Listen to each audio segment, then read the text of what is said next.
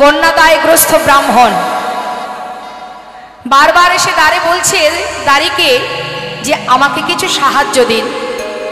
দাঁড়ি বলছে এখানে তো কোনো সাহায্য দেওয়া যাবে না, এই মহলের একটা নিষেধাজ্ঞা আছে, কাউকে কিছু সাহায্য করা যাবে না, তুমি চলে যাও। কিন্তু সেই ব্রাহ্মণ বারবার হাত জোড় করে বলছে আমি কন্যাদায়গ্রস্ত পিতা, আমাকে কিছু সাহায্য করুন। কিন্তু সে কোনো কথাই শুনছে না, বারবার তাকে ধাক্কা দিয়ে তাড়িয়ে দিচ্ছে। আর এই বিষয়টা দেখছে কে? 12 বছরের ছেলে ওই লালা। দূর থেকে দেখে জিজ্ঞাসা করে উঠলেন, দাঁড়ি তুমি বারবার ওনাকে তাড়িয়ে দিচ্ছ কেন? কি চাইছেন উনি? বাবু, উনি এসেছেন কিছু সাহায্যের জন্য, কিন্তু আপনার পিতার আদেশ এই মহল থেকে কাউকে কিছু দান ধ্যান করা যাবে না। ওকে বারণ করা সত্ত্বেও শুনছে না, তাই ওকে তাড়িয়ে দিচ্ছে। ছোট্ট ছেলে 12 বছরের লালা বলে উঠল, তবে শোনো, আমার পিতাকে গিয়ে বলো এই ব্রাহ্মণকে যেন 1000 টাকা দান করে দেয়। যার এত ধন ঐশ্বর্য, এত বড় জমিদার, যে এত বিষয় সম্পদ, যার একজন অসহায় পিতা এসে দাঁড়ে দাঁড়িয়েছে, তাকে কিছু সাহায্য করবে না? এ কেমন নিয়ম জমিদারের? যাও, আমার আদেশ 1000 টাকা ব্রাহ্মণকে যেন দান করে দেয়। ভিতর ঘরে গিয়ে যেই না বলেছে দাঁড়ি, প্রাণ কৃষ্ণ সিংহ বলে উঠলেন, এত বড় সাহস! আমার ছেলে দুধের শিশু, 12 বছর বয়স, সে পিতার আদেশ লঙ্ঘন করে এত বড় স্পর্ধা! শোনো দাঁড়ি, 1000 টাকা দিয়ে এসো ওই ব্রাহ্মণকে, আর আমার ছেলেকে সেই সঙ্গে জানিয়ে এসো যতদিন নিজে রোজগার করতে না পারবে ততদিন পর্যন্ত যেন দান করবার ইচ্ছাটুকু পর্যন্ত আমার কাছে প্রকাশ না করে। যেমন পিতা তার তেমনই তো সন্তান হয়। যেই নাই কথাটা শুনেছে ছোট ছেলে 12 বৎসরের শিশু লালা, মনে মনে স্থির করলেন, যার এত ধন ঐশ্বর্য, অসহায় ব্যক্তিকে যদি সাহায্য করতে নাই পারলাম, তাহলে কিসের জমিদার আমি? আজ একজন ব্রাহ্মণ এসেছে দাঁড়িয়ে, তাকে 1000 টাকা দিতে চাইল না। এত বড় সম্পদের মালিক হয়ে তার মনের পরিচয় এত ছোট, আর আমি তার সন্তান। সোনদারি, তুমি আমার পিতাকে গিয়ে বলো আমি যতদিন রোজগার না করব ততদিন আমি আমার পিতৃ সম্পদ কাউকে দান করব না। স্থির করলেন, সেই দিন থেকেই মনে মনে ভেবে নিলেন যে কোনোদিন পিতার সম্পদ দান তো করবই না, আর আমি এমন পিতার মুখ আর দেখব না। সেই মুহূর্ত থেকেই 12 বছরের ছেলে লালা মুর্শিদাবাদ ত্যাগ করে বর্ধমান জেলায় একটা ফেরেশতা দাঁড়িয়ে 20 টাকা বেতনে কাজ করতে শুরু করে দিল। শয্যায় শুয়ে শুয়ে প্রাণ কৃষ্ণ সিংহ কাঁদছে আর প্রভুর চরণ স্মরণ করে বলছে, দয়াময় রক্ষা করো হে তুমি, হে ভগবান, হে জগতে সবই কিছু তোমারই তো দান। এ জগতে সবই কিছু তোমারই তো দান। তুমি আছো হরি বিশ্ব চরাচরে,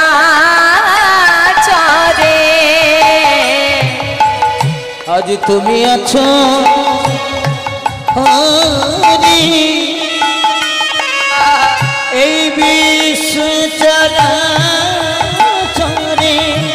শেষের দিনে হরি ডাকে গো তোমারে, তুমি আছো হরি এই বিশ্ব চরাচরে।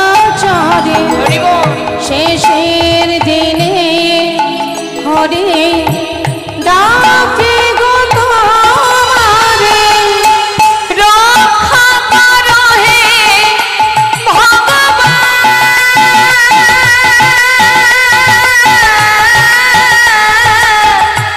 রক্ষা করো হে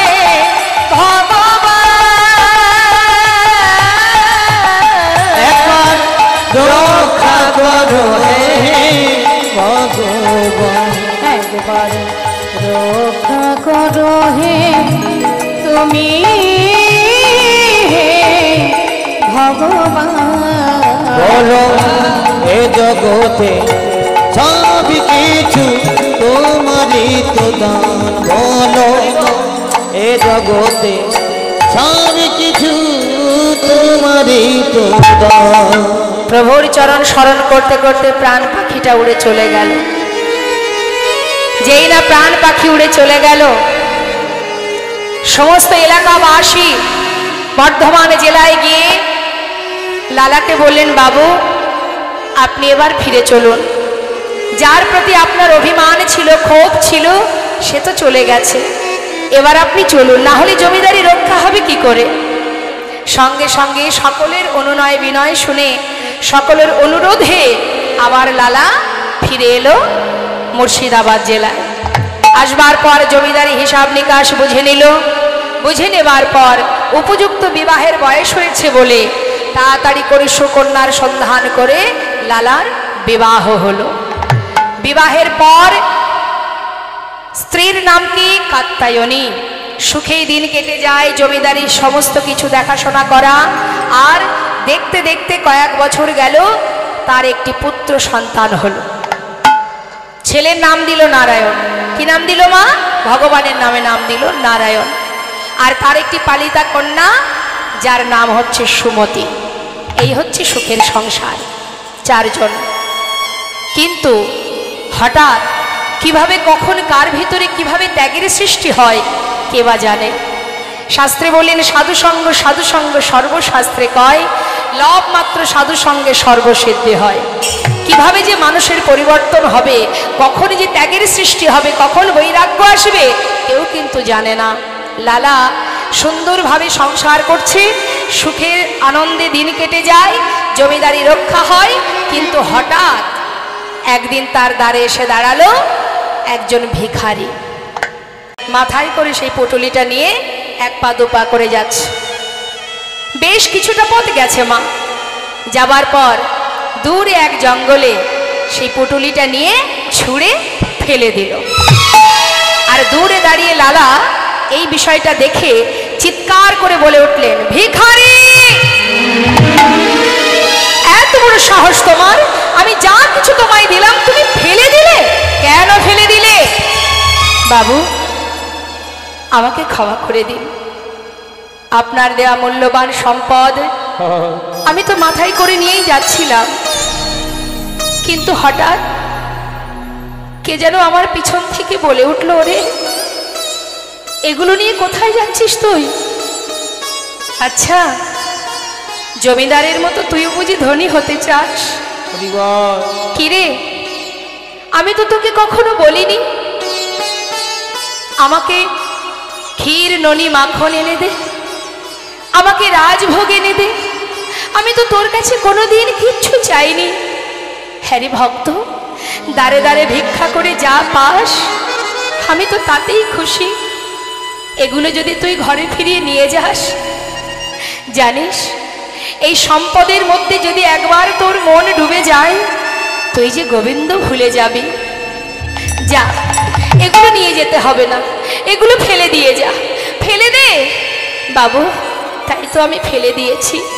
বারবার যেন আমাকে বলছে, আই ভিখারি আই রে ফিরে, ভুলে যাস না মোহ ভরে।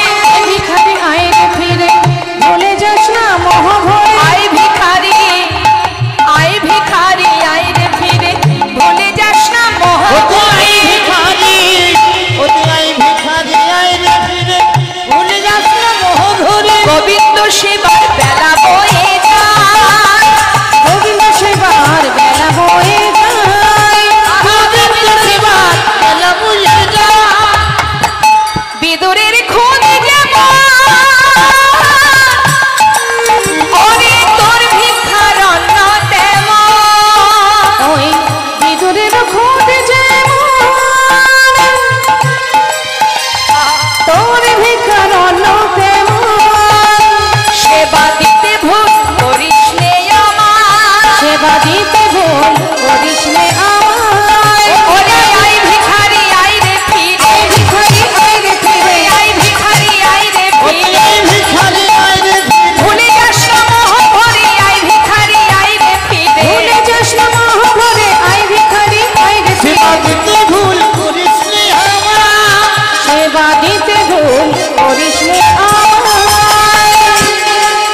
কথাটা কি বললেন মা?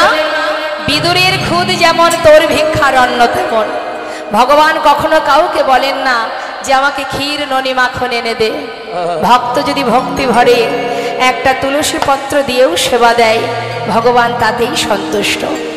একদিন সেই কথা বলেছিলেন কে? দেবর্ষি নারদ জিজ্ঞাসা করেছিলেন, হে দয়াময়, জগতের জীব যে তোমাকে ডাকবে, কিভাবে ডাকলে তুমি তার ডাকে সাড়া দেবে? প্রভু বলেছিলেন, শোনো দেবর্ষি, কেউ যদি ভক্তি ভরে আমাকে একটা ফুল দিয়ে ডাকে, আমি তার ডাকে সাড়া দেব। দয়াময়, তার কাছে যদি ফুল না থাকে? ভগবান বললেন, কোনো দুঃখ নেই, কেউ যদি একটা তুলসী পত্র দিয়েও আমাকে ডাকে, আমি তার ডাকে সাড়া দেব। আচ্ছা প্রভু, সেই ভক্তের কাছে যদি তুলসী পাতাও না থাকে? প্রভু বললেন, তাতেও দুঃখ নেই, কেউ যদি আমাকে এক গণ্ডূষ গঙ্গা জল দিয়ে ডাকে, আমি তাতেই সাড়া দেব। হে প্রভু, যদি তার কাছে গঙ্গার জলও না থাকে? প্রভু বললেন, তাতে আর দুঃখ কেন? তাহলে তুমি দাঁড়ে দাঁড়ে ভিক্ষা করে আমার জন্য যা কিছু দেবে, আমি তাতেই সন্তুষ্ট ভিখারি। এই ধন ঐশ্বর্য সঙ্গে করে নিয়ে যেতে হবে না, এগুলো ফেলে দাও। আহা, সত্য কথা মা।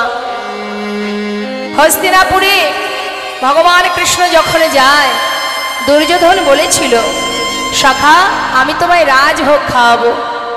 ভগবান বলেছিলেন, খেতেই যদি হয় তাহলে আমি বিদুরের ঘরে শাকন্য সেবা করব। বিদুরের স্ত্রী একটি কলার খোসা সেবা দিয়েছিলেন, শ্বাস ফেলে দিয়ে কলার খোসা, ভগবান সেটাই সেবা করেছিলেন, কারণ তাতে ছিল শুদ্ধ প্রেম। চোখের জলে বুক ভাসিয়ে কাঁদছে, আজ আমার ঘরে ভগবান এসেছে, কি খাওয়াবো? মনের আনন্দে একটি কলা সেবা দিতে গিয়ে ভুল করে শ্বাস ফেলে খোসাটা দিয়েছিলেন। ভগবান সেই খোসাটাই সেবা করছে আর ভক্তের দিকে তাকিয়ে আছে। শুধু তাই নয় মা, রাম অবতারে সবরই যে সকলের অবহেলিতা ছিলেন, ঘৃণার পাত্রী ছিলেন, সেই সবরই দীর্ঘদিন ধরে জঙ্গলের মধ্যে রামের আশাপথে নয়নে দিয়ে রামকে কি খাওয়াবে সেই চিন্তা করে জঙ্গল থেকে কুল পেড়ে আগে নিজে খেয়ে দেখতো কুল টক না মিষ্টি। যেটা এঁঠো কুল, দেখা যাচ্ছে সেটা মিষ্টি, অর্ধেকটা খেয়েছে আর অর্ধেকটা গুছিয়ে রেখেছে। কেন? রাম আসলে রামকে দেব। ভক্তি যদি থাকে, শুদ্ধ প্রেম যদি থাকে, তুমি যেভাবে সেবা দাও না কেন, তাতেই ভগবান সন্তুষ্ট। সে তো আর কিছু চাই না। ভক্তি ভরে যদি তুমি ভালোবাসতে পারো, আর কিছু সে চায় না। তার একটা প্রমাণ আপনাদের দেব। বেশি দূর নয়, বর্ধমান জেলায়, যেটা আজও বর্তমান, আপনারা দর্শন করে আসবেন, শ্রীখণ্ড নিবাসী মুকুন্দ দাস এবং তার ছোট্ট পুত্র 12 বছরের ছেলে, যার নাম রঘুনন্দন। ঘরে আছে গোপীনাথ সেবা। মুকুন্দ দাস একটু কবিরাজি করতেন, তা এত ভালো কবিরাজি জানতেন তিনি, কোনো ব্যক্তি অসুস্থ হলেই তার ডাক পড়ত। এখন গ্রামে একজন অসুস্থ হওয়ার কারণে মুকুন্দ দাসের ডাক পড়েছে।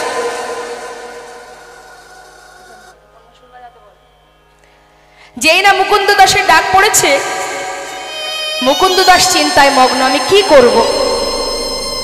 একদিকে ঠিক দুপুরবেলা আমার ঘরে গোপীনাথের সেবা, আর একদিকে গ্রামে একজন অসুস্থ। আমি একা মানুষ, কোন দিকে যাই? মুখে হাত দিয়ে চিন্তা করছি। 12 বছরের ছেলে, আমাদের অনেকেরই ঘরে আছে মা। ছোট্ট সন্তান এসে জিজ্ঞাসা করছে, বাবা তুমি কি কিছু ভাবছো? হ্যাঁ, আমি একটু চিন্তা করছি। কি চিন্তা করছো আমাকে বলো। বাবা আমি বড় বিপদে পড়েছি, একা মানুষ কোন দিকে যাই? কি হয়েছে বলো। গ্রামে একজন অসুস্থ, সেখানে আমাকে যেতেই হবে। আবার একই সময়ে ঘরে আমার গোপীনাথ, তার সেবা, আমি কোন দিকে যাই বল। বাবা তুমি চিন্তা করো না। কবিরাজি আমি তো জানি না, যে জন অসুস্থ হয়েছে তুমি তার কাছে চলে যাও, আর ঘরে গোপীনাথের সেবাটা না হয় আজ আমিই দিয়ে দেব। বাবা হেসে বলে উঠলেন, সেবা বললেই সেবা দেওয়া যায়? সেবার অনেক নিয়ম আছে, মন্ত্র জানতে হয়, তুমি তো কিছু জানো না। ছোট ছেলে বললেন, বাবা আমি তোমার মতো না হয় মন্ত্রতন্ত্র জানি না, আমি যদি ওকে ভালোবেসে খাওয়াই ও কি খাবে না? মুকুন্দ দাস কথাটা শুনে ভাবলেন, সত্যি তো তাই, সবার ঊর্ধ্বে তো ভক্তি, যেখানে ভক্তি আছে সেখানে মন্ত্রের কি বা প্রয়োজন? বৃন্দাবনের আলাভোলা গোয়ালিনী যারা, তারা তো মন্ত্র দিয়ে গোবিন্দকে ভালোবাসতেন না, তারা নিজেদের হৃদয় দিয়ে ভালোবাসতেন। তা আমার পুত্র যদি ভক্তি ভরে ওকে খাওয়ায়, এর জন্য তো মন্ত্রের দরকার নেই। ঠিকই বলেছিস।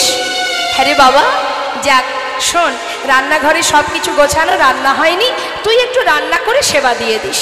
ঠিক আছে বাবা, তুমি চিন্তা করো না, তুমি চলে যাও। মুকুন্দ দাস যাবার সময় বলে গেলেন, হ্যাঁ রে রঘুনন্দন, আমার জন্য প্রসাদ রাখবি, আমি কিন্তু এসে প্রসাদ পাবো। চলে গেল মুকুন্দ দাস, আর ছোট্ট ছেলে রঘুনন্দন রন্ধনশালায় গিয়ে দেখছে মা যে রান্না হয়নি, জীবনে কোনোদিন সে রান্না করেনি। আজকে বাবাকে কথা দিয়েছে গোপীনাথকে খাওয়াবে, তাই আজ নিজে দায়িত্ব করে রান্না করতে এসেছে। আসছে না কেন? এত করে ডাকছি, বাবা ঘরে নেই বলে আসবে না? তা তো হবে না। শোনো গোপীনাথ, আমি অনেক কষ্ট করে রান্না করেছি, এসো না, একবার এসে খেয়ে নাও, শিগগিরই এসো। তাও আসছে না। চিন্তা করছে কি হলো, তবে কি আমার কোনো ভুল হয়ে গেল? চারিদিকে দেখছে, ঘুরে ঘুরে দেখতে দেখতে হঠাৎ চোখে পড়ে গেল কি দরজা খোলা আছে। ও বুঝেছি বুঝেছি, বাবা যখন তোমাকে খেতে দেয় দরজা বন্ধ করে খেতে দেয়। দাঁড়াও দাঁড়াও, দরজাটা বন্ধ করে আসি। আবার দরজাটা বন্ধ করে দিল। গোপীনাথ এবার তো এসো, তাও আসছে না। আপনারাও তো ভগবানের সেবা দেন, আসে ভগবান? আসে না। কেন বলুন তো? আমরা তাকে চিত্রপট ভেবে ভালোবাসি, চিত্রপট বিগ্রহ এই ভেবেই সেবা দিই, নিজের জন ভেবে তো সেবা দিই না। আজ বারবার ডাকা সত্ত্বেও আসছে না, কিন্তু ছেলে কি করলেন? রেগে গেলেন। কি ভাবছো তুমি, আসবে না? আমি এত করে ডাকছি, তুমি আসবে না? আমার কি কষ্ট হয় না? কখন থেকে ডাকছি, তুমি শুনতে পাচ্ছ না? শোনো গোপীনাথ, ভালো করে শুনে নাও, আমি যখন না খাই আমার বাবা আমাকে লাঠি দিয়ে মেরে মেরে খাওয়ায়। তুমি যদি ভালো চাও চলে এসো, তা না হলে, এই কথাটা বলে ছুটে গিয়ে মন্দির থেকে বাইরে বেরিয়ে একটা লাঠি জোগাড় করে নিয়ে ঠাকুরের সম্মুখে ধরলেন। গোপীনাথ যদি ভালো চাও চলে এসো, আর তা না হলে আমার হাতে কি দেখতে পাচ্ছ, এই লাঠি দিয়ে না আমি তোমাকে মেরে মেরে নিয়ে আসবো। প্রভু আর দূরে থাকতে পারছে না, মনে মনে চিন্তা করছে, ভক্ত এতদিন এই ঘরে আছি আমি, কোনোদিন কেউ আমাকে এমন করে ভালোবাসেনি। মন চাইছে কখন তোমার কাছে ছুটে যাব, কিন্তু কেন জানি না যেতে পারছি না। কোনো জোরে বলছে, ও গোপীনাথ একবার এসো না, আমার কি কষ্ট হয় না? কখন থেকে ডাকছি তোমায়, একবার এসে খেয়ে নাও। ভগবান আর থাকতে পারছে না মা, পাথরের মধ্যে আর থাকতে পারছে না। বিগ্রহ থেকে সচল মূর্তি ধারণ করে পাতা আসনে এসে বসেছে।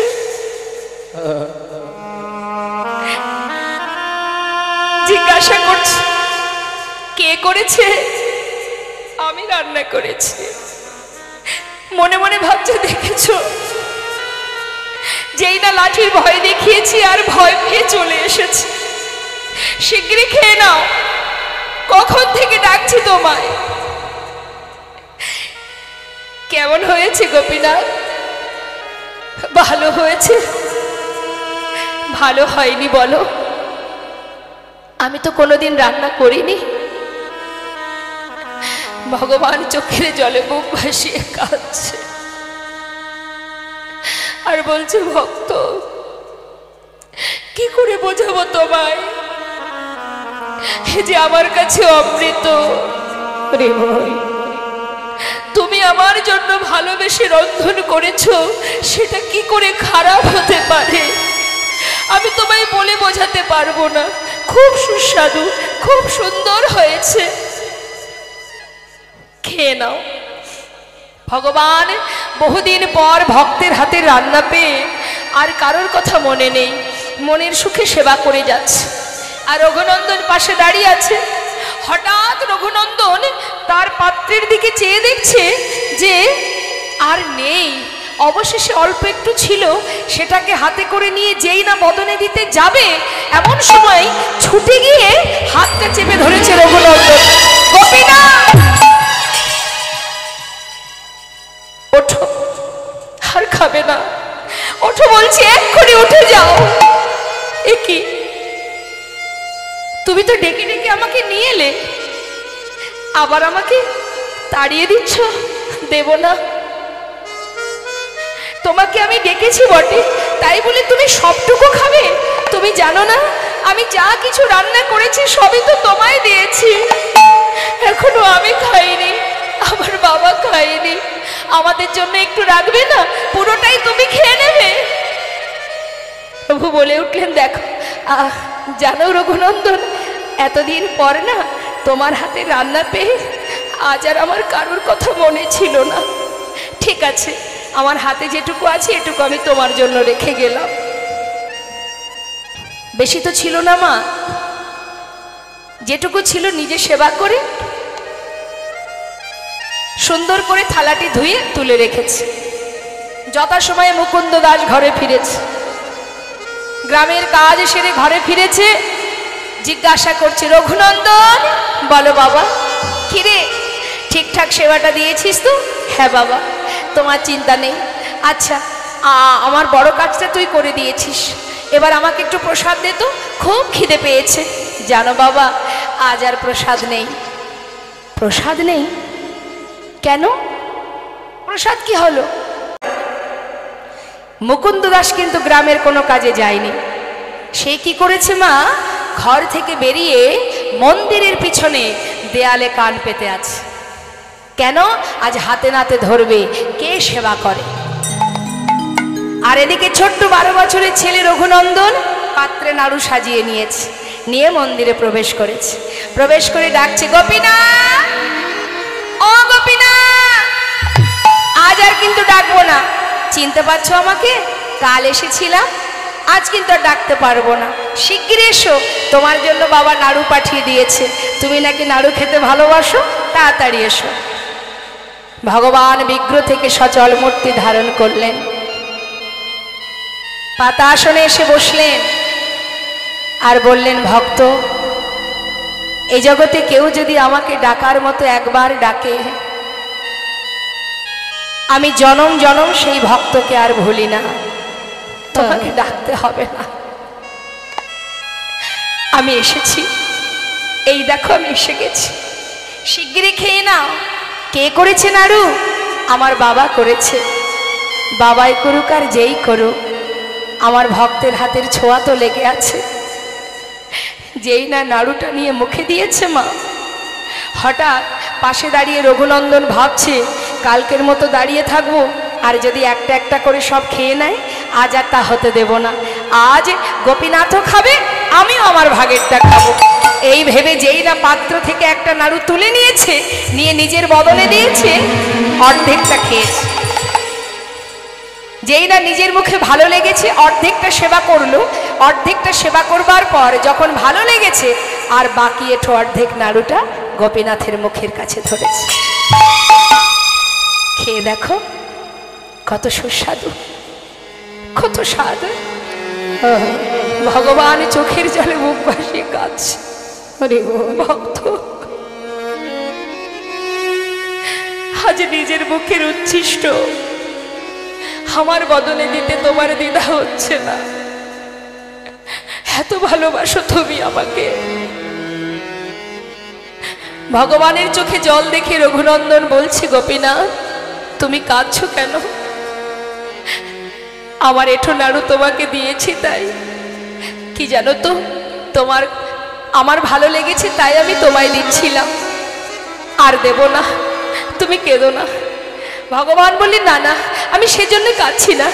আচ্ছা আচ্ছা রঘুনন্দন, তুমি যদি আমাকে খাওয়াতে পারো তবে কি আমি তোমাকে খাওয়াতে পারি? বেশ তো, তাহলে তুমি আমাকে খাইয়ে দাও, আমি তোমাকে খাইয়ে দিই। ভগবান তার প্রসাদী নাড়ু দিচ্ছে ভক্তের বদনে, আর ভক্ত তার এঁঠো নাড়ু দিচ্ছে ভগবানের বদনে। ভক্ত ভগবানের মধুর মিলন, মধুর প্রেম, মধুর গান দেখবার জন্য মন্দিরের পিছনে মুকুন্দ দাস চিৎকার করে বলে উঠলেন, কে? আমার সন্তান ছাড়া আরো কারোর কণ্ঠ শোনা যায়।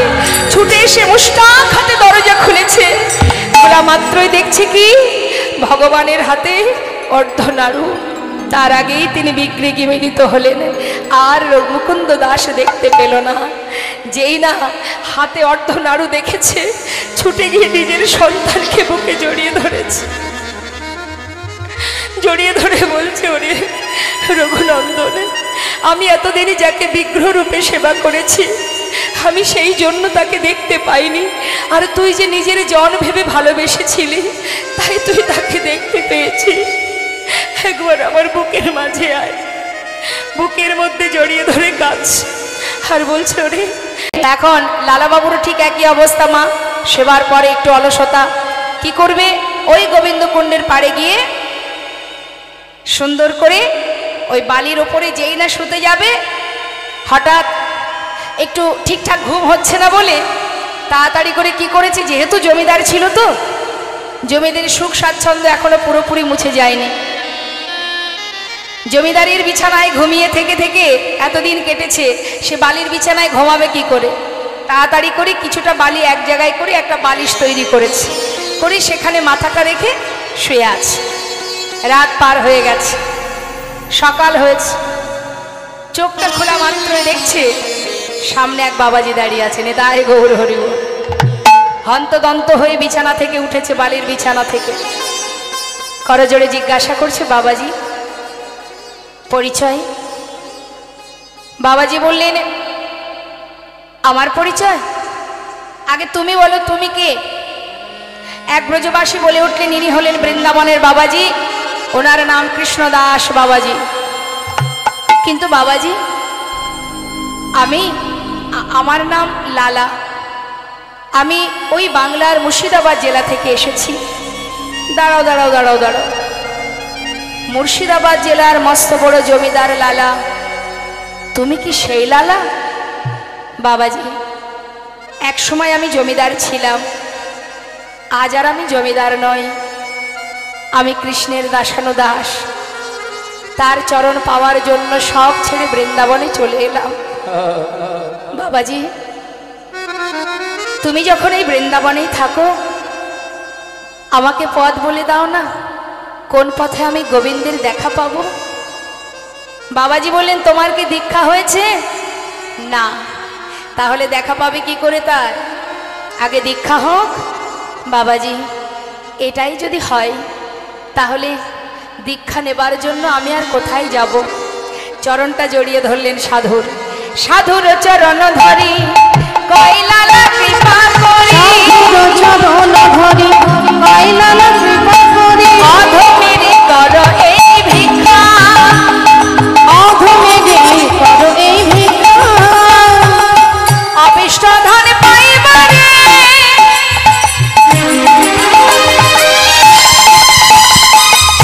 আমি ঘর ছেড়ে এসেছি ঘরে, ওই অবিষ্ট ধন পাইবারে ঘর ছেড়ে এসেছি ঘরে, ওগো ফিরিব না কৃপা করে দাও মরে দিয়ে, ফিরিব না কৃপা করে দাও মরে দীক্ষা, ফিরিব না কৃপা করে দাও মরে দিয়ে, ফিরিব না কৃপা করে দাও মরে দীক্ষা, ঘর ছেড়ে এসেছি ঘরে, ঘর ছেড়ে এসেছি ঘরে, ঘর ছেড়ে এসেছি ঘরে, ঘর ছেড়ে এসেছি ঘরে, অবিষ্ট ধন পাইবারে ঘর ছেড়ে এসেছি ঘরে, অবিষ্ট ধন পাইবারে ঘর ছেড়ে এসেছি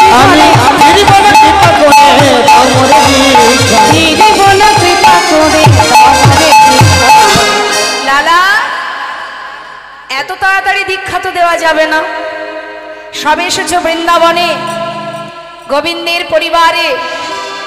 তাই সংসার জীবনে কর্ম না করলে যেমন সংসার জীবনে কেউ ভালোবাসে না, ঠিক গোবিন্দের সংসারেও কর্ম করতে হবে, তবে গোবিন্দের ভালোবাসা পাবে। তা ভগবানের সংসারের কি কর্ম? বাবাজি বললেন, আমি যদি তোমায় কোনো কাজ দেই এই বৃন্দাবনে, তুমি করবে? বাবাজি, তুমি যা বলবে আমি তাই করব, তুমি বলে দাও আমাকে কি করতে হবে। শোনো লালা, তুমি ছিলে বড় জমিদার, তাই তোমার কর্ম হচ্ছে এই বৃন্দাবনে যতদিন তুমি গোবিন্দের দেখা না পাবে ততদিন তোমার কাজ হবে ভিক্ষা করা। পরিবারে তার স্ত্রী, তার পুত্র, তার কন্যা, তারা মুর্শিদাবাদ থেকে বৃন্দাবনে গিয়ে যেই না স্বামীর সঙ্গে দেখা করলো, মা কাত্যায়নী স্বামীর এহানো বেশ দর্শন করে, সেই ভিখারির বেশ দর্শন করে নয়নের জলে বুক ভাসিয়ে কাঁদছে। স্বামী যে এত বড় জমিদার, যার এত সুখ এত শান্তি, আজ তার কাঁধে ভিক্ষার ঝুলা, হে যে আমি দেখতে পাচ্ছি না। তুমি ঘরে ফিরে চলো স্বামী, তুমি ঘরে ফিরে চলো। লালাবাবু বলে উঠলেন, কাত্যায়নী তুমি কোন ঘরে যেতে বলছো আমায়? এটাই তো আমার ঘর, আমি তো আপন ঘরে এসেছি, আর আমি কোথাও যাব না, তোমরা চলে যাও। নারায়ণ বলে উঠলেন, বাবা তুমি যদি ফিরে নাই যাবে তাহলে বৃন্দাবনে তোমার একটি থাকবার জায়গা করে দিই। বললেন, তুই যদি করে দিস আমার কোনো বাধা নেই, আমি আর কোনো অর্থে হাত দেব না। সেই সময় নারায়ণ সুন্দর করে পিতার জন্য একটি মন্দির নির্মাণ করে দিলেন, আর সেই মন্দিরে যে বিগ্রহ স্থাপিত হলো যার নাম কৃষ্ণচন্দ্রমা। কিন্তু ওই বিগ্রহ সেবা কিন্তু লালা দিতে পারে না, কারণ তার তো দীক্ষা হয়নি। সেবা দেওয়ার জন্য এক পূজারী রাখা হয়েছে, আর লালার কাজ কি? প্রতিদিন ভিক্ষা করা। এখন আজও আপনারা যদি বৃন্দাবনে যান দেখতে পাবেন আজও সেই লালার মন্দির, রাধাকুণ্ডের পাড়েই লালার মন্দির আজও বর্তমান। দর্শন করে আসবেন, সেখানে ওই লালার মন্দিরে যে বিগ্রহ তার নাম কৃষ্ণচন্দ্রমা। সেবা দেয় এক পূজারী, লালা দিতে পারে না। দেখতে দেখতে লালার বয়স হচ্ছে, কিন্তু তার মনে একটাই দুঃখ, যার জন্য জীবনের সর্বস্ব পরিত্যাগ করে ছুটে এলাম। সময়ের সাথে সাথে আয়ুরবি পশ্চিম দিকে ঢলে পড়তে চলল, এখনো তার দেখা আমি পেলাম না। হে করুণাময়, কি অপরাধ আমার, কেন তোমার দেখা পেলাম না? কি অপরাধ করেছি আমি, কেন আমার দীক্ষা হলো না? আর যে ভালো লাগে না প্রভু, নিজে হাতে তোমায় সেবা দিতে পারি না, কি অপরাধ আমার। প্রতিদিন ঠাকুর ঘরের সামনে দরজার কাছে বসে কাঁদে লালা। হঠাৎ একদিন পূজারীকে বলছে, মন্দিরের পূজারীকে, পূজারী আজ আর আমার ভিক্ষা করতে ভালো লাগছে না, আমি একটু দূরে গুহার মধ্যে বসে বসে ভজন করব, তুমি একটু আমাকে প্রসাদ দিয়ে আসবে, কেমন? বেশ। লালাকুন চলে গেল গুহার মধ্যে, গিয়ে আপন মনে ভজনে বসলেন, আর ভজন করতে করতে প্রতিজ্ঞা করলেন, হে দয়াময়, শুনেছি তোমাকে যদি কেউ ডাকার মতো ডাকে তুমি নাকি দূরে থাকতে পারো না। আজ এই গুহার মধ্যে বসে রইলাম, আমিও দেখতে চাই কত সময় তুমি আমার ডাকে সাড়া না দিয়ে থাকতে পারো। যত সময় তোমার দেখা না পাবো এই গুহা থেকে আমি আর বাইরে বেরোবো না। আপন মনে বসে বসে ভজন করছি, আর এদিকে মন্দিরের পূজারী যাকে বলে গেছে একটু প্রসাদ দিয়ে আসার জন্য, সেই পূজারী ভোগ নিবেদন করে প্রসাদ নিয়ে যেই না যাবে লালাকে প্রসাদ দিতে, হঠাৎ দেখছি ঝড় আর বৃষ্টি শুরু হয়ে গেল। প্রভুর কি লীলামা! লালাকে গুহা থেকে বাহির করবার জন্য ভগবান মনে মনে স্থির করলেন, লালা যখন প্রতিজ্ঞাবদ্ধ, ওকে তো গুহা থেকে বাহির করতেই হবে। তাই কি করলেন, যেই না ঝড় বৃষ্টি শুরু হলো, সঙ্গে সঙ্গে পূজারী মনে মনে ভাবছে, এত বৃষ্টি, কি করে যাব প্রসাদ দিতে? বৃষ্টি বন্ধ হোক তারপরে যাব। এই ভেবে প্রসাদের থালাটা বারান্দাতে রেখে ভিতর ঘরে চলে গেলেন। ঠিক সেই সময় ভগবান ঝড় বৃষ্টি মাথায় করে বয়ে প্রসাদের থালাটি হাতে নিয়ে এক পা দুপা করে পূজারীর রূপ ধারণ করে ওই গুহার ভিতরে যাচ্ছে। ভক্তের বোঝা ভগবানই বয় যাচ্ছে নিয়ে। আর ভিতর ঘরে ওই গুহার মধ্যে বসে বসে লালা আপন মনে ভজন করছে। রাধে কৃষ্ণ গোবিন্দ গোপাল রাধা রমণ হরি। এক পা দুপা করে ভগবান গিয়ে দাঁড়ালেন সম্মুখে। লালা, কে? আমি পূজারী, প্রসাদ এনেছি তোমার জন্য, খেয়ে নাও। লালা কিন্তু প্রভুকে চিনতে পারলেন না মা। প্রসাদ সেবা করবার পর প্রভু আবার চলেও গেলেন।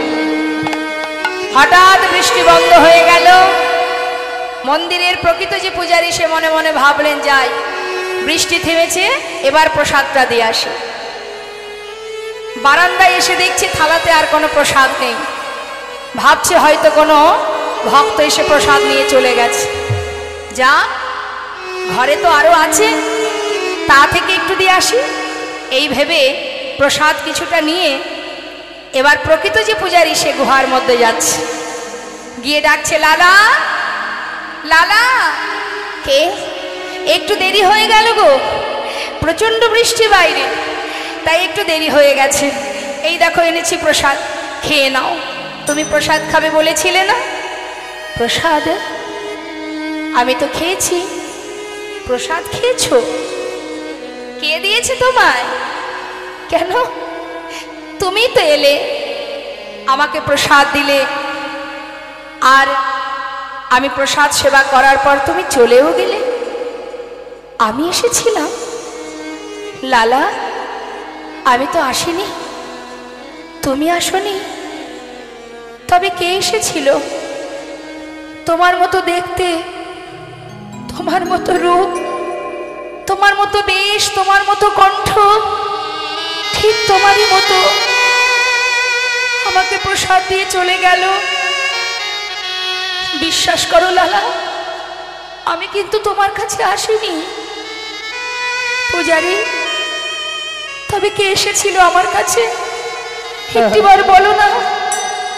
পূজারী বলছে, লালা, তুমি চিনতে পারোনি তাকে? সে এসেছিল তোমার কাছে, তুমি তাকে চিনতে পারলে না লালা। পূজারী, তুমি কার কথা বলছো? বলো না কে এসেছিল আমার কাছে। লালা, তুমি এখনো বুঝতে পারছো না কে এসেছিল তোমার কাছে? বারবার কেন জিজ্ঞাসা করছো লালা? পূজারী,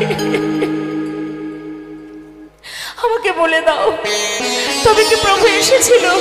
সে কি এসেছিল আমার কাছে? পূজারী বলে উঠলেন, লালা, একটিবার বলে দাও, কেন তুমি আমার সঙ্গে এমন ছলনা করে যাচ্ছ? কি অপরাধ আমার? একটিবার বলো প্রভু। আর কত কাঁদাবে তুমি আমায়? আর কত কাঁদাবে? বাবাজির কাছে গিয়ে বাবাজির চরণটা জড়িয়ে ধরে বলছে, বাবাজি, একটিবার বলবে তুমি কেন আমায় মন্ত্র দিচ্ছ না? কেন আমার দীক্ষা হচ্ছে না বলবে? আমি তাকে কাছে পেয়েও হারিয়েছি বাবাজি, সে দেখা দিয়েও চলে গেছে, আমি তাকে চিনতে পারিনি। বাবাজি বলছে, লালা, এখনো তোমার মন্ত্র পাওয়ার সময় হয়নি, তুমি ফিরে যাও। সময় হলে আমি তোমায় নিজে এসে মন্ত্র দিয়ে যাব। বাবাজি, কি আমার অপরাধ? কেন এখনো তুমি আমায় দীক্ষা দেবে না? কোন কারণে তুমি দীক্ষা দিচ্ছ না? কি অপরাধ আমার? আজ তোমায় বলতেই হবে, না হলে তোমার চরণ ছেড়ে আমি যাব না। বাবাজি বললেন, তবে শোনো, তোমাকে বলেছিলাম তুমি সবার ঘরে ভিক্ষা করবে, কারোর ঘর বাদ দেবে না। কিন্তু লালা, তুমি প্রত্যেকের দ্বারে ভিক্ষা করেছো, জগৎ শেঠের ঘরে কেন ভিক্ষায় যাওনি? বাবাজি, ওদের সঙ্গে আমাদের একটু পুরানো দ্বন্দ্ব আছে, সেই জন্য যায়নি। দ্বন্দ্ব? কি জন্য? তুমি যখন জমিদার ছিলে, তুমি যখন জমিদারি রক্ষা করতে, তখন তোমার দ্বন্দ্ব ছিল। কিন্তু আজ তো তুমি আর জমিদার নও, আজ তো তোমার সেই জমিদারি নেই, তবে দ্বন্দ্ব কেন থাকবে লালা? শোনো, যার সঙ্গে তোমার দ্বন্দ্ব আছে তার ঘর থেকে যদি তুমি এক মুষ্টি তণ্ডুল ভিক্ষা করে আনতে পারো, তবেই আমি তোমায় মন্ত্র দেব। নিতাই গৌর হরি বল। এখান থেকে আমাদের একটা জিনিস বোঝা হলো, মা, কারোর প্রতি যদি আমাদের কখনো কোনো ক্রোধ বা হিংসা থেকে থাকে, তাহলে আপনার বাড়িতে যতই আপনি বৈষ্ণব সেবা দেন, হরিবাসর করুন, যজ্ঞ করুন, সবই কিন্তু বৃথা হয়ে যাবে। যদি কারোর সঙ্গে দ্বন্দ্ব থাকে, তার ঘরে গলবস্ত্রে মাথা নত করে ভিক্ষা করে আনতে হবে এবং তাদেরকে নিমন্ত্রণ করতে হবে। তারা যদি আপনার ঘরে আসে, সসম্মানে তাদের সেবা দিতে হবে, তবেই কিন্তু আপনার এই ভগবৎ সেবা সার্থক হবে। তাই কখনো ভিতরে হিংসা নিয়ে, ক্রোধ নিয়ে, দ্বন্দ্ব নিয়ে, বিবাদ নিয়ে কোনোদিন ভগবৎ কৃপা লাভ করা যায় না। যাও লালা, যার সঙ্গে এতদিনের শত্রুতা, এতদিনের দ্বন্দ্ব, তার ঘরে গিয়ে নতমস্তকে ভিক্ষা করে নিয়ে এসো, তবেই তোমার দেখা হবে। আমাদের এই জগতে অনেকে আছে, দেখবেন কারোর সঙ্গে যদি একটু গণ্ডগোল ঝগড়া হয়ে যায়, দেখবেন বাড়িতে কোনো শুভ কাজ করলে তাকে নিমন্ত্রণ না করে, তাকে বাদ দিয়েই হরিবাসর বা যে কোনো ভালো কাজ করা হয়। কেন না? ওদের সঙ্গে কথা বলি না, ওদেরকে ডাকবো না।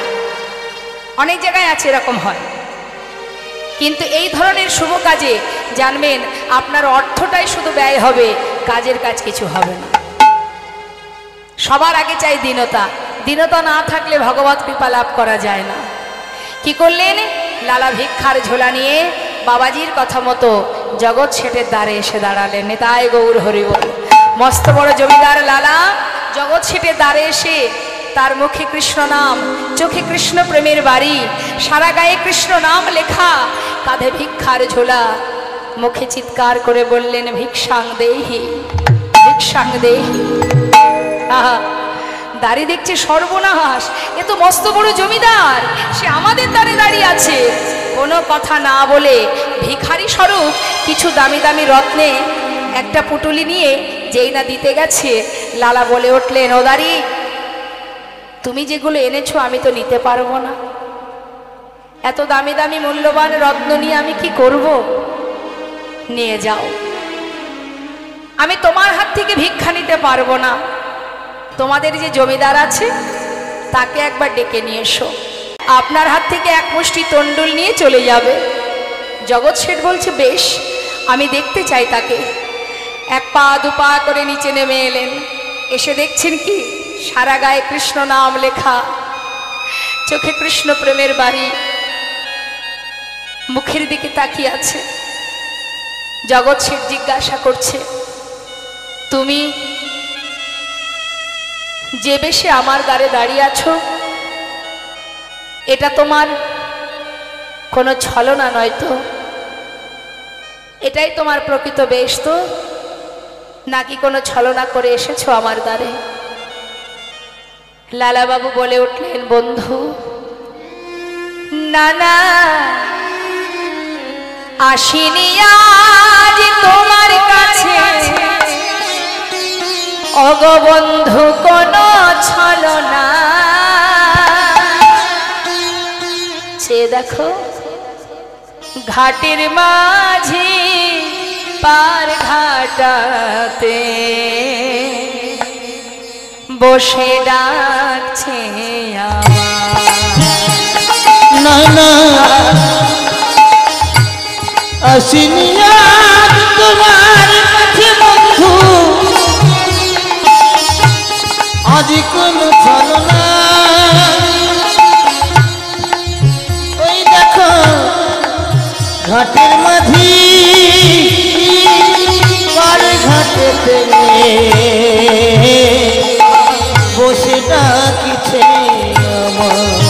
যদি একই মুষ্টি দাও গো ভিক্ষা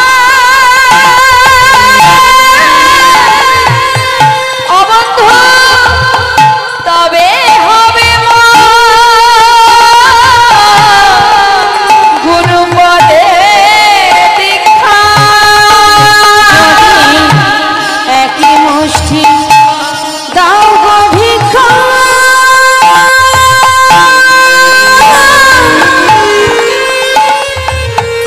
তবে হবে মন গুরুপদে দীক্ষা যাই গো বন্ধু গো জয় আমার বেলা বুঝি ঘাটের মাঝে পার ঘাটাতে বসে যাচ্ছে আমার ও বন্ধু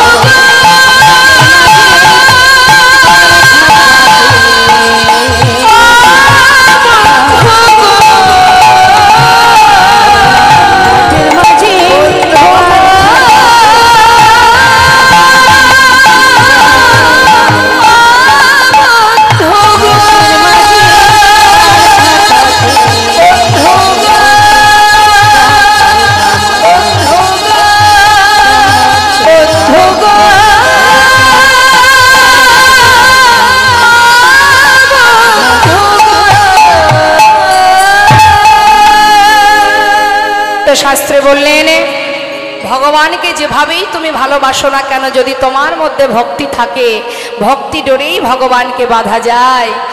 চিন্তা করতে করতে হঠাৎ একদিন তিনি খাজনা আদায় করতে যাচ্ছেন, গোটা রাজ্য পরিদর্শনে যাচ্ছেন পালকি চেপে। সারাদিন ধরে খাজনা আদায় করে বেলি অবসানকালে যখন তিনি ঘরে ফিরছেন হঠাৎ তিনি শুনতে পেল এক ধোপার মেয়ে রজকন্যা চিৎকার করে তার পিতাকে বলছে, বাবু গো বাবু গো বেলা যায় বাসনায় আগুন দাও। বাসনা মানে কাকে বলে বলুন তো মা? বাসনা মানে কি? কলা গাছের পাতাকে, শুকনো পাতাকে বলা হয় বাসনা। আগেকার সময়ে কাপড় কাচতে গেলে, কাপড় পরিষ্কার করতে গেলে তো এত ডিটারজেন্ট ছিল না, ওই কলার পাতাকে পুড়িয়ে, শুকনো কলার পাতাকে পুড়িয়ে যে খার, যে ছাইটা হতো সেটা দিয়ে কাপড় পরিষ্কার করা হতো। তা রজকন্যা চিৎকার করে বলছে, বাবু বেলা যায় বাসনায় আগুন দাও। আর এই কথাটা শুনছে কে? জমিদার লালা। সে কি শুনছে? পালকি চেপে ফিরছে, বেলি অবসান কাল, মানে কোন সময়টা? দিনের আলো শেষ, সন্ধ্যা আগত, ঠিক সেই সময় যেটা আমাদের জীবনেও আসবে। এই সময়টা আমাদের জীবনেও আসবে। এই সময়টা ফিরছে লালা আপন ঘরে। আর যখন ফিরছে তখন শুনতে পাচ্ছে, প্রতিধ্বনি হচ্ছে, কে যেন বারবার তাকে বলছে, বেলা যায়। পালকি চেপে যখন ফিরছে শুনতে পেল কি? বারবার শুনছে, বেলা যায় বেলা যায় বেলা যায়। এমন সময় পালকি থেকে বেয়ারাকে বলে, একটু পালকি থামাও। যেই না পালকি থামালো, এক পা দু পা করে সেই রজকন্যার সামনে এসে দাঁড়ালেন জমিদার। এসে বলছে, হ্যাঁ রে মা, তুই কি যেন একটা বললি, আর একবার বল। ভয়ে ভীত হয়ে ঠক ঠক করে কাঁপছে রজকন্যা। জমিদারকে দেখে ভয়ে ভীত হয়ে বলছে, বাবু আমি তো আপনাকে কিছু বলিনি। না না মা, তুই যেন কি বললি, আর একবার বল। বাবু আমি তো আমার পিতাকে বলেছি, বেলা যায় বাসনায় আগুনে দাও। না মা, আমি যে অন্য কিছু শুনলাম। তুই যেন বারবার বললি, বেলা যায় বাসনায় আগুনে দাও, বেলা যায় বাসনায় আগুনে দাও, বেলা যায় বাসনায় আগুনে দাও। ঠিকই বলেছিস মা, ঠিকই বলেছিস। কামনা বাসনার পিছনে ছুটতে ছুটতে আমার যে জীবনে বেলা বয়ে যায়, আর জানি না কতটুকু সময় আছে। মা তুই যে আজ আমার চৈতন্য দান করলি, আমার চেতনা দান করলি, আজ আর আমি থাকবো না, এ এবার চিরতরে বিদায় নেব আমি। ছুটতে ছুটতে ঘরে ফিরে এসে তার পালিতা কন্যাকে বলছে, সুমতি বলো বাবা, আমার সারা গায়ে একটু কৃষ্ণ নাম লিখে দে না। বাবা কি হয়েছে তোমার? হঠাৎ খাজনা আদায় করে ফিরে এলে, হঠাৎ করে সারা গায়ে কৃষ্ণ নাম, কি হয়েছে আমায় বলো। মা আমি আর থাকবো না, আজ পর্যন্ত যা কিছু আমি করেছি সব কিছু তোদের জন্য রেখে দে, আমাকে বিদায় দে মা, আমি চলে যাই। বাবা কোথায় যাবে তুমি? এমন করে কোনোদিন তো তুমি এমন কথা বলনি, আজ হঠাৎ কি হয়েছে তোমার আমার বলো না, কি হয়েছে তোমার? কেন তুমি সারা গায়ে কৃষ্ণ নামে লিখে নিতে চাইছো? কোথায় যাবে তুমি? মা আমি কোথায় যাব জানিস? তবে শোন, যাব রে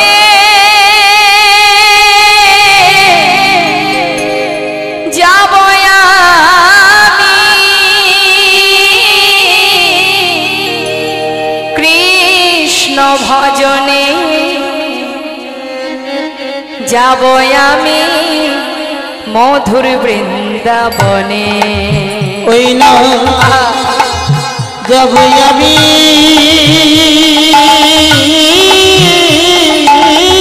হরিবল হরিবল, যাব আমি হরিবল হরিবল, ওই না মধুর বৃন্দাবনে। সারা গায়ে কৃষ্ণ নাম লিখে সমস্ত সুখ স্বাচ্ছন্দ্য পরিত্যাগ করে এত ধন ঐশ্বর্য, এত বড় জমিদার আজ কৃষ্ণ ধনে ধনী হবার জন্য সব কিছু ফেলে চলে গেলেন চিরতরে বৃন্দাবনের পথে। নিতাই গৌর হরিবল হরিবল। আজ কৃষ্ণ ধনে ধনী হবেন বলে জমিদার লালা চললেন বৃন্দাবনে। এবার আমার মায়েদের কাছে একটু জিজ্ঞাসা করি, আমার ঘুম আসছে নাকি? এত সুন্দর ওয়েদার, ঠান্ডা ঠান্ডা, ঘুম আসছে না? না যাদের ঘুম এসে গেছে তারা চলেও গেছে, তারা এখানে কিন্তু আর নেই। চিন্তা করছে আর দরকার নেই, বেশি রাত জাগলে শরীর খারাপ হবে, তারপরে গ্যাস হবে, অ্যাসিডিটি হবে, শরীরের অনেক সমস্যা দেখা দেবে। যতই যত্ন করি না কেন, সময় যখন হবে একটার পর একটা সমস্যা দেখা দেবেই দেবে, যতই তুমি সেবা যত্ন করো না কেন। এটা তো প্রকৃতির সৃষ্টি, সে যেমন গড়তে জানে আবার ভাঙতেও জানে, তাই না? তা সে ঠিক ভাঙবে সময়ের সাথে সাথে। যতই আমরা সেবা করি, যতই সময় মতো সেবা করব, সময় মতো ঘুমাবো, সময় মতো সব কিছু করবো, তথাপিও জেনে রাখবেন ঘর যদি পুরানো হয়ে যায়, যতই উপরে আমরা রং করি না কেন, সে যেমন দেয়াল খসে খসে পড়ে, আমাদের দেহের যখন সময় হবে না তখন একটু একটু করে খসতে শুরু হবে, চুল পড়বে, দাঁত পড়বে, চোখে দেখবো না, কানে শুনবো না, নানাবিধ রোগাক্রান্ত হবই হব, তাই না? এটাই গৌর হরি বল। তা ঘুমানোর জন্য দুঃখ করে লাভ নেই, জীবনে এমন একটা দিন আসবে চিরতরে ঘুমিয়ে পড়বো, আর ইচ্ছা করলেও চোখ খুলতে পারবো না। জেগে থাকাটাই আমাদের কাছে মূল্যবান বিষয় হয়ে গেছে, কতটুকু সময় যে তাকাতে পারবো সেটাই জানি না, তাই না? আজ আছি, একটু পরে নাও থাকতে পারি, তাই না? ঠিক তো? আমরা বলতে পারবো যে এখনো 1 সপ্তাহ বাঁচবো? রাজা পরীক্ষিত বলতে পেরেছিলেন, তিনি জানতেন আমি 1 সপ্তাহ এখনো বাঁচবো, 7 দিন বাঁচবো, কিন্তু আমরা কেউ বলতে পারবো না যে এখনো 7 দিন বাঁচবো। তার মানে কি আমাদের সময় খুব কম, সবাই লাইনে দাঁড়িয়ে আছি, আসার পালা শেষ হয়ে গেছে, এখন যাওয়ার পালা। সবাই লাইনে দাঁড়িয়ে আছি, কখন যে কাকে ডাকবে আমরা কেউ জানি না। নিতাই গৌর হরিবল হরিবল। তাই এবার মায়ের একটু বলুন দেখি, গোবিন্দকে ভালোবাসেন না সংসারকে ভালোবাসেন?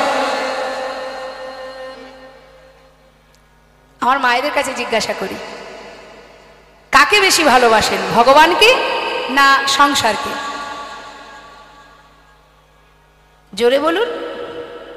সংসার না গোবিন্দকে? সত্যি গোবিন্দকে ভালোবাসেন আপনারা?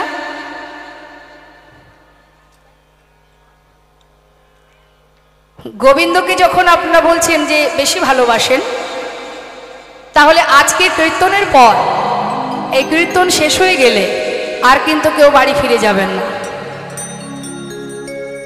সোজা বৃন্দাবনে। কি ঠিক যাবেন তো? মনে মনে ভাবছেন আগে লীলা তো শেষ হোক, তারপর দেখছি।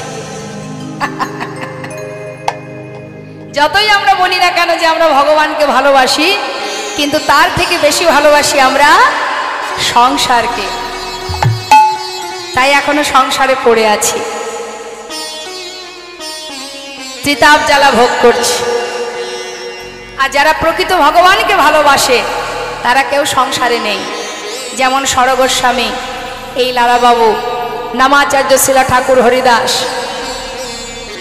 কত ভক্তের কথা বলবো যারা সব ত্যাগ করেছে। এই সরগোস্বামী কেউ কিন্তু গরিব ছিল না, কাঙাল ছিল না, বড় বড় জমিদার ছিল, মন্ত্রী ছিল। তারা সব কিছু ফেলে রেখে কৃষ্ণ ধনে ধনী হয়ে একটা ছিন্ন বসন পরিধান করে বৃন্দাবনে গিয়ে গোবিন্দ কৃপা লাভ করেছিলেন। কত সহজ নয় মা ভক্ত হওয়া। আজ লালা যাচ্ছেন সর্বস্ব ছেড়ে কৃষ্ণ ধনে ধনী হয়ে বদনে কৃষ্ণ নাম গাইতে গাইতে। দেখতে দেখতে 2 মাস কেটে গেল, তিনি এসে পৌঁছালেন বৃন্দাবনে।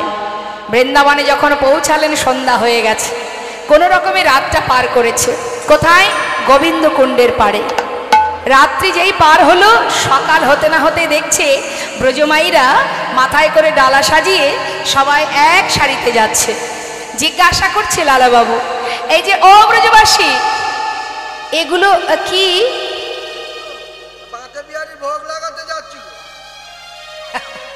মাথায় এগুলো কি পসরা? আর তোমরা যাচ্ছ কোথায়? বাঁকে বিহারীর মন্দিরে। হ্যাঁ, আমি এখানে প্রথম, আমি আগে কখনো আসিনি। দেখো আমি তো ঠিকঠাক রাস্তাঘাট চিনি না, তোমার সঙ্গে আমাকে একটু নিয়ে যাবে? ব্রজমাইরা বলছে কেন নিয়ে যাব না, চলো সবাই আমরা যেমন যাচ্ছি আমাদের পাছু পাছু এসো। তবে হ্যাঁ, আমরা যে নাম গাইতে গাইতে যাব, তুমিও কিন্তু সেই নাম গাইতে গাইতে যাবে। কি নাম? রাধে রাধে রাধে রাধে রাধে। দুঃখ যখনই জীবনে আসবে তুমি ভগবানকে ডাকবে, আর যখন সুখ আসবে, দুঃখ পায় সে হরি ভাজি সুখ না ভাজিতেই। শাস্ত্রে বললেন দুঃখ পেলে ভগবানকে ডাকবে, সুখ পেলে আর ডাকবে না। সেটা কেমন হয়? শাস্ত্রে বললেন ভগবানকে ভালোই যদি বাসবে, তাহলে সংসারের জন্য কেন কাঁদছ? সংসারের মধ্যে দুঃখও থাকবে, আবার এর মধ্যে আনন্দও থাকবে। সংসারের ভিতরে হারানো থাকবে, আবার পাওয়া থাকবে। চাওয়া পাওয়া, সুখ দুঃখ, ছোট বড়, উঁচু নিচু, সব মিলেই তো সংসার। কিন্তু সংসারের জন্যই আমরা কাঁদি। শাস্ত্রে বললেন যদি গৌর চরণকে নিজের সম্পদ ভাবতে পারো। আমরা সম্পদ কাকে ভাবি? পৃথিবীতে যা কিছু আছে, টাকা পয়সা, বিষয়, সম্পদ। কিন্তু এ তো দুদিনের জন্য। প্রকৃত আসল সম্পদ তো এটা আমার নয়। আমার মাত্র সময় কম, কয়েকদিন এসেছি, এই মানব দেহ পেয়েছি, 100 বছর পরমায়ু, তাও সেই পর্যন্ত আমরা বাঁচবো কিনা জানি না। তাহলে এই অল্প সময়ের মধ্যে আমরা কৃষ্ণ ভজিবার জন্য সংসারে এসেছিলাম। এটা আমার কথা নয়, শাস্ত্রেই বলেছেন কৃষ্ণ ভজিবার তরে সংসারে আইনু, মিছে মায়ায় বদ্ধ হয়ে বৃক্ষ সম হইন। ফলরূপে পুত্র কন্যা ডাল ভাঙে পড়ে, কালরূপে সংসারে পক্ষী বাসা করে। আমরা এসেছিলাম কিন্তু কৃষ্ণ ভজন করব বলে। কখন চেয়েছিলাম ভগবানের কাছে? যখন কিনা আমরা পশুকুলে, কীটকুলে, পক্ষীকুলে, সমস্ত বিভিন্ন রকমের জীবজন্তু জানোয়ার যখন হয়েছিলাম, তখন ভগবানের কাছে কেঁদেছিলাম। শাস্ত্রে বললেন জলজ নবলক্ষানি স্থাবরা বিংশতি, কৃমিয়া রুদ্র সংখ্যক পক্ষিণং 10 লক্ষকম, 30 লক্ষানি পশুমানশ্চ 24 লক্ষানি মানবা। কতগুলি জন্ম পেয়েছি একবার ভাবো। এটাই কিন্তু আমাদের প্রথম জন্ম নয়, এর আগে আরো অনেক জন্ম পেয়েছি আমরা। আর যখন সেই জন্মগুলো পেয়েছিলাম, তখন ভগবানের কাছে কেঁদেছিলাম। কি পেয়েছিলাম? বললেন জলজ নবলক্ষানি, জলের প্রাণী হয়েছি 9 লক্ষ বার। এর মধ্যে শেষ জন্ম কোনটি? শঙ্খ জন্ম। স্থাবরা বিংশতি, স্থাবর অস্থাবর গুলমাদি, লতা গুলমাদি বৃক্ষকুলে জন্ম পেলাম 20 লক্ষ বার। গুনবেন, যোগ করবেন, 9 আর 20 কত হয়? তারপর কি হলো? সেখান থেকে পাঠিয়ে দিল কৃমিকীট কুলে। কৃমিয়া রুদ্র সংখ্যক, রুদ্র মানে 11 লক্ষ বার হলাম কৃমিকীট। এই কৃমিকীট কুলে জন্ম পাওয়ার পর সেখান থেকে আমাদের পাঠিয়ে দিল পক্ষীকুলে। বৃক্ষকুলের শেষ জন্ম কোনটি? তুলসী জন্ম। সেখান থেকে পাঠিয়ে দিল কৃমিকীট, সেখান থেকে পাঠালো পক্ষীকুল। এই যে পক্ষীকুল বা পক্ষীকুলের শেষ জন্ম কোনটি? ময়ূর জন্ম। দেখবেন প্রত্যেকটি জন্মের শেষে কিন্তু ভগবানের সেবা আছে। যদি বলেন কিভাবে? প্রথম কি বললাম? জলজা নবলক্ষানি, জলের প্রাণীর মধ্যে শেষ জন্ম হলো শঙ্খ জন্ম। যখন শঙ্খ হয়ে জন্ম পেলাম, শঙ্খ যেদিন গোবিন্দ সেবায় বাজলো সেদিন থেকে আমরা মুক্তি পেয়েছিলাম। যখন পাঠিয়ে দিল আমাদের বৃক্ষকুলে, তার শেষ জন্ম হলো তুলসী বৃক্ষ। যেদিন তুলসী পত্র ভগবানের চরণে নিবেদিত হলো সেই দিন আমরা বৃক্ষকুল থেকে মুক্তি পেলাম। তারপরে পাঠিয়ে দিল কৃমিকীট। কৃমিকীটের শেষ জন্ম হলো বজ্রকীট, যেটা নারায়ণ শিলাতে থাকে। সেখান থেকে পাখি পাঠিয়ে দিল পাখিকুলে। পাখিকুলের শেষ জন্ম ময়ূর জন্ম। যখন ময়ূরকুলে জন্ম পেলাম, ময়ূরের পুচ্ছ দিয়ে যখন গোবিন্দের সুন্দর করে পাখা তৈরি করে সেবায় লাগলো, সেই দিনই আমরা উদ্ধার হলাম। তাতেও ক্ষমা হয়নি। এতবার, একবার নয়, বারবার এসেছি পৃথিবীতে, আর ভগবানের কাছে বলেছি, প্রভু পশুকুলে কীটকুলে জন্ম দিও না।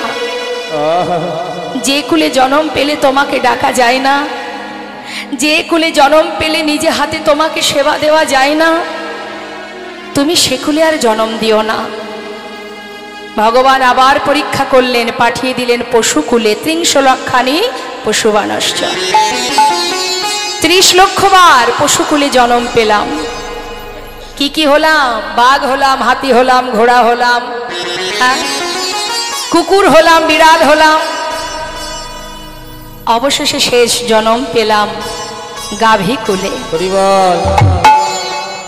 যেদিন গাভীর দুগ্ধটাকে দহন করে নিয়ে ক্ষীর স্বর্ণনী তৈরি করে ভগবানের সেবায় দিল, সেদিন থেকে আমরা পশুকুল হতে উদ্ধার পেলাম। সেই সময় থেকে ভগবানের কাছে চেয়েছে, তবেই পাওয়া এই সুন্দর মানব জন্ম।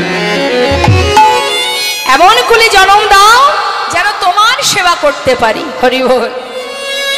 একটা ঠাকুর ঘরে যদি বনের পশু যায়, আমরা কি তাকে ঢুকতে দেব? তাড়িয়ে বের করে দেব। কিন্তু মানুষ যদি মন্দিরের ভিতরে প্রবেশ করে, তাকে কি করব? তাড়িয়ে দেব?